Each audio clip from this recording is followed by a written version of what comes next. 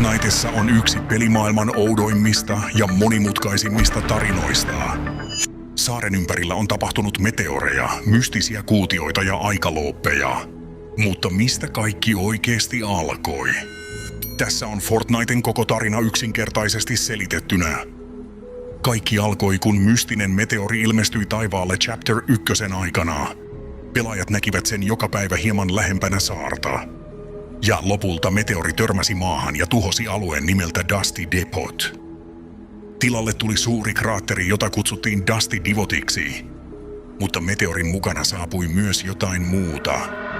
Outo energia, joka alkoi muuttaa koko saarta. Jonkin ajan kuluttua saarelle ilmestyi valtava violetti kuutio. Ja pelaajat alkoivat kutsua sitä nimellä Kevin the Cube. Kuutio liikkui ympäri karttaa ja jätti jälkeensä mystisiä merkkejä. Lopulta kuutio päätyi järvelle ja sulautui siihen. Tämä johti yhteen Fortniten ensimmäisistä suurista live-tapahtumista. Fortniten maailma ei kuitenkaan ole normaali maailma. Pelaajat ovat jumissa aikaloopissa, jossa sama taistelu tapahtuu uudestaan ja uudestaan.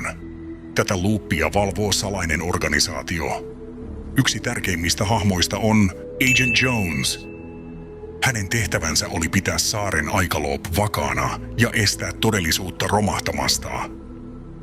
Myöhemmin paljastui, että saarta suojelee ryhmä nimeltä The Seven.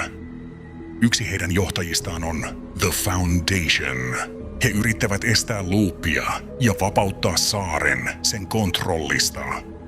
Tämä johti moniin suuriin tapahtumiin ja uusiin chaptereihin. Fortniten tarina ei ole vielä ohi.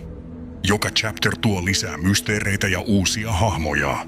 Mutta yksi kysymys on edelleen vastaamatta. Kuka oikeasti kontrolloi Fortniten saarta? Jos tykkäsit videosta, muista tykätä, seurata ja kommentoida, mikä Fortnite-tarina seuraavaksi.